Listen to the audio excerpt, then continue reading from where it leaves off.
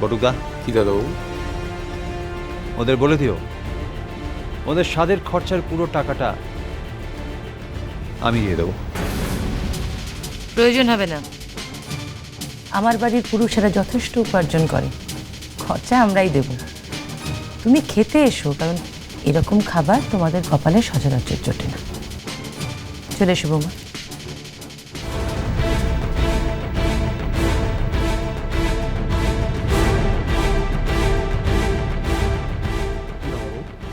মাথা গরম করো না, অমন রাগ করে কোনো কথা বলো না।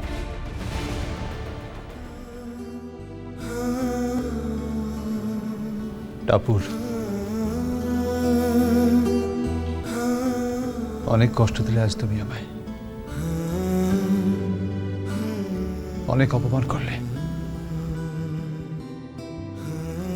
তবে আমি কোনোদিন ক্ষমা করব না, কোনোদিন না।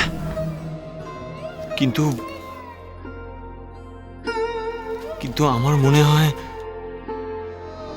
ও আর আমাকে অপমান করবে না, কারণ এই প্রথম ও আমার কাছ থেকে কিছু জিনিস চেয়েছে নিজের মুখে। কি চেয়েছে রে? তুই চুপ করে আছিস কেন রে? কি চেয়েছে বল না। এই প্রথম ও আমার কাছ থেকে বলুনি গো। কেন? আরে ও হলো গিয়ে পাড়ার রেডিও, যা শুনবে তাই ওই গাক গাক করে ভান্ডা ফুটো করে দেবে একেবারে। কিরে, ওর মুখটা বন্ধ করলি কেন? আরে এই ওলা উঠো, ওর মুখটা তুই বন্ধ করলি কেন? ও কি বলতে চাইছিল বলতে দে। এই শোনো, এই বুড়ি, এই তোর বাপের খেয়ে বুড়ি হয়েছে? এই তোমার অত কি? হ্যাঁ, তোমার অত কি? খালি অন্যের বাড়িতে নাক গলাও। তোমার তো আশা কিসের? কিসের আশা? আমার আবার কিসের আশা? আমার ওই একটাই আশা ছিল, রাতুলকে জামাই করা। তো সে আশায় তো ওই বড় লোকের বেটিটা ছাই দিয়ে দিল। ও ছুরির ভালো হবে? কখনো ভালো হবে না, কখনো ভালো হবে না। যাচ্ছিস তো আমার কথা না শুনে? যা যা, দেখ কি হয়। রাতুল, বলি শহরে গিয়েছিলি তো, কি আনলি? মানে আরে বাবা, শহরে গিয়েছিলি কি না? কি আনলি দেখা না, দেখি না একটু। কই দেখি, দেখা না। আরে বাবা দেখা না, দেখি না কি দিচ্ছি। দেখি। আরে দে না রে বাবা, দাঁড়া না।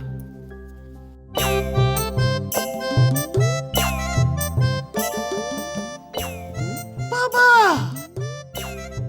সোনা দিচ্ছি।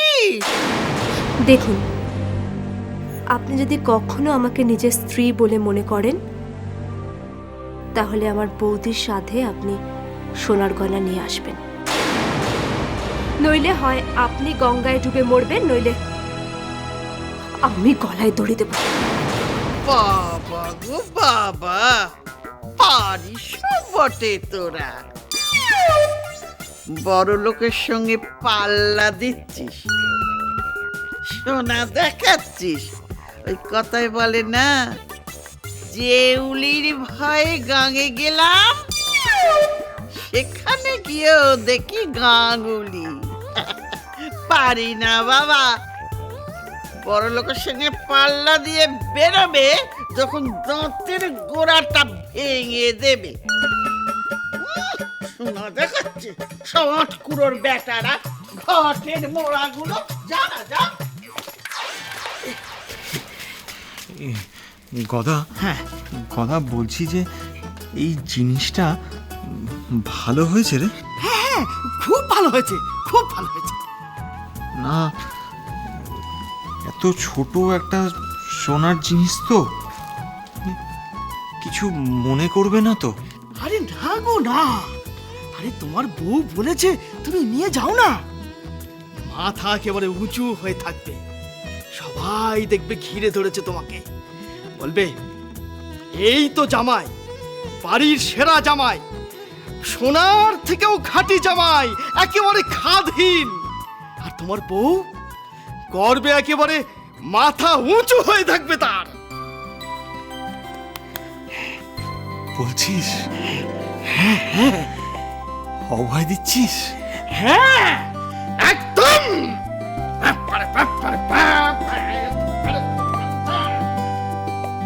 What's your name?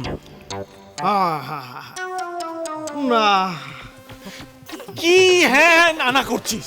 এতক্ষণ ধরে তাহলে কি শেখালাম? হ্যাঁ, হোয়াটস ইউর নেম? কি হলো বল বল বল।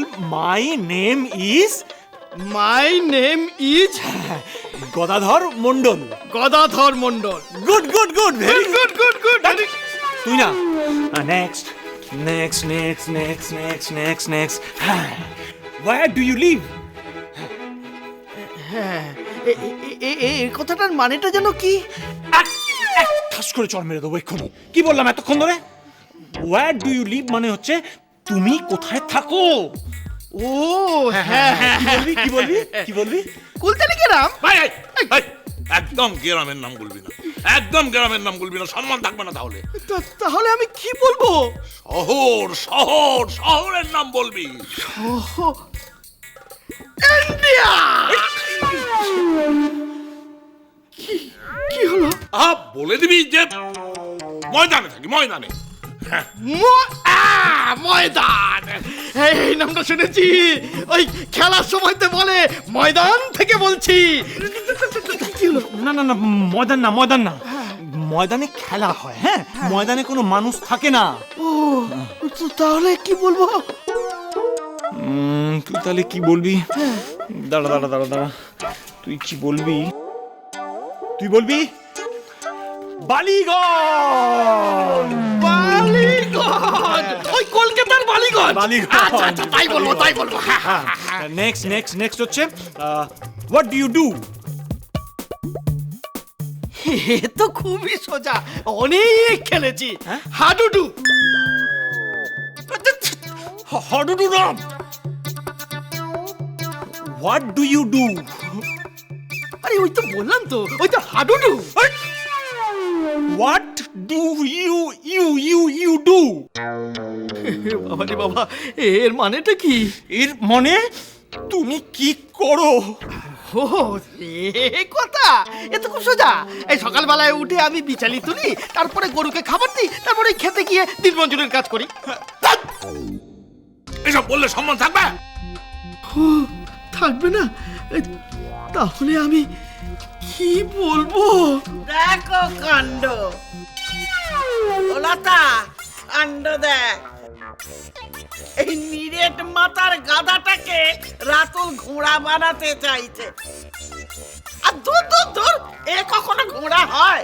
ওরে ও রাতুল, হ্যাঁ বলো। তুই একা যাবা বাপু, ওকে নিয়ে যাবার কি দরকার? একা? না না, ওই একা গেলে না আমার আমার কিরম ঠক ঠক করে কাঁপে। কি? তুমি ওই লোকটাকে কেন এই বাড়িতে ডাকলে? বলো কেন ডাকলে? কারণ ও এই বাড়ির জামাই বলে। জামাই? হুঁ, জামাই হওয়ার কোনো যোগ্যতা আছে ওর? দেখো, আমি এসব কথা শুনতে চাই না। আমি শুধু জানি তুমি বিবাহিত এবং এ বাড়িতে ডিভোর্স অত সহজে হয় না। আমাদের টাকা পয়সা থাকতে পারে, তাই বলে স্বামীর সঙ্গে বনিবনা না হলে হুট করে ডিভোর্স, এটা আমি বিশ্বাস করি না। তাই তাই কি?